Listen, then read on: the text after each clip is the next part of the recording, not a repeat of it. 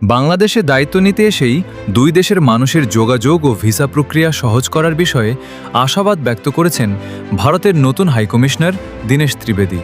তিনি বলেছেন, ভালোবাসা ও পারস্পরিক আন্তরিকতার মাধ্যমে সব সমস্যার সমাধান সম্ভব এবং ভিসা সংক্রান্ত বিষয়েও দুই দেশ একসঙ্গে সমাধান করবে। শুক্রবার 12 জুন দুপুরে যশোরের শার্শা উপজেলার বেনাপোল স্থলবন্দর ইমিগ্রেশন চেকপোস্ট দিয়ে বাংলাদেশে প্রবেশ করেন নবনিযুক্ত ভারতীয় হাইকমিশনার দীনেশ ত্রিবেদী ও তার সহধর্মিণী মৃণাল ত্রিবেদী। সড়কপথে তিনি ঢাকার উদ্দেশ্যে রওনা হন।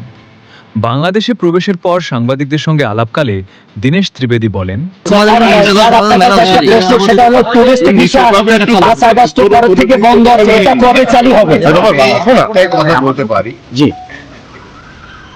আমাদের যা পপুলেশন আছে 140 কোটি, 20 কোটি তাহলে 160।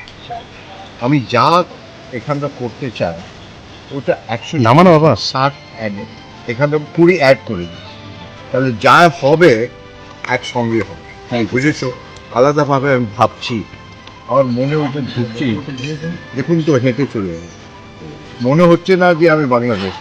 ওইটা দেখতে হলো, তাকে বললো হ্যাঁ আপনি বাংলাদেশ নয়, এমনি মনেই হচ্ছে না।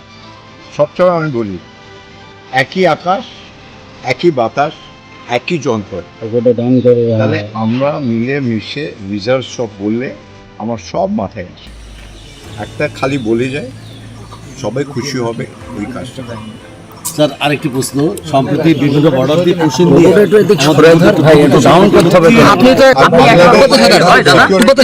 খুব ভালো কথা হয়েছে।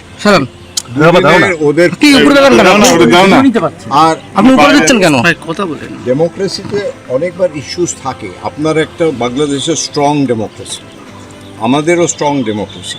দুই ডেমোক্রেসি মিলে গেলে একটা ওয়ার্ল্ড পাওয়ার হয়ে যায়, একটা পুরো ইকোনমিক ওয়ার্ল্ড পাওয়ার হয়ে যায়। কিন্তু এই মেলামেশাটা দরকার, আর এর জন্যে আমার যা দায়িত্ব আছে আমি নিশ্চয়ই পালন করব, কিন্তু আপনার সাপোর্ট থাকা দরকার। আমার উপরে নিচ্ছেন কেন? ঠিক আছে তো, কেন কি কমিউনিকেশন আপনারাই করবেন। তাই জন্যে আপনাকে আবার শুভেচ্ছা, প্রীতি, ভালোবাসা। আর মেলামেশা তো হবে, এটা তো প্রথম হলো, এটা তো আরম্ভ হলো, প্রথম পদক্ষেপ। আমরা ছোট্ট রাষ্ট্র, আপনারা আমাদের পাশে বৃহৎ শক্তি, আপনারা আমাদেরকে লালন পালন করুন। না, আমাদের দুজনে মিলে শক্তি, একটা শক্তি হলে হবে না, দুজনে মিলে যা শক্তি হবে ওইটাই আসল শক্তি। আর ওই শক্তিটা পুরো পৃথিবী যেন দেখে। ঠিক আছে তো, কেন কি ইন্ডিয়া আর বাংলাদেশ যা আমাদের ট্যালেন্ট আছে, নেক্সট জেনারেশন যে ছেলে মেয়েদের, যার টেকনোলজির যুগ আছে, আর টেকনোলজির যুগে আমরা ইন্ডিয়া বাংলাদেশ বেস্ট হচ্ছে, পুরো পৃথিবী চালাচ্ছে। ইনোভেশন যা হচ্ছে টেকনোলজি, বাংলাদেশ ইন্ডিয়াই করছে। তাহলে আমরা মিলেমিশে, একটা ক্রিকেট টিম যদি মিলেমিশে হয়ে যায় কি কত ভালো হবে। খেলাধুলা, হেলথ, তারপরে টেকনোলজি, এডুকেশন সব মিলে আমরা মিলে একটা টিম করে কাজ করি। ঠিক আছে, সবাইকে নমস্কার, আদাব। এ সময় বেনাপোল পেট্রাপোল নোম্যান্সল্যান্ডে নবনিযুক্ত হাইকমিশনারকে ফুল দিয়ে শুভেচ্ছা জানানো হয়। উপস্থিত ছিলেন বাংলাদেশে নিযুক্ত ভারতের ভারপ্রাপ্ত হাইকমিশনার পবন কুমার তুরুসী দাস এবং বাংলাদেশের পররাষ্ট্র মন্ত্রণালয়ের deputy chief of protocol officer Arif Mahmud. এছাড়া বেনাপোল পোর্টের পরিচালক শামীম হোসেন, শার্শা উপজেলা নির্বাহী কর্মকর্তা ফজলে ওয়াহিদ, ইমিগ্রেশনের ভারপ্রাপ্ত কর্মকর্তা সৈয়দ মোর্তজা আলী এবং বেনাপোল পোর্ট থানার ভারপ্রাপ্ত কর্মকর্তা আশরাফ হোসেন সহ সংশ্লিষ্ট কর্মকর্তারা উপস্থিত ছিলেন।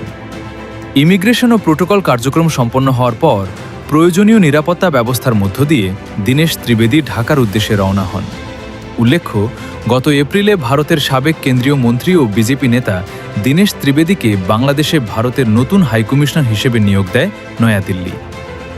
বাংলাদেশ ভারত কূটনৈতিক সম্পর্কের 55 বছরের ইতিহাসে এই প্রথম কোনো সক্রিয় রাজনীতিবিদকে ঢাকায় হাইকমিশনার হিসেবে নিয়োগ দিল ভারত।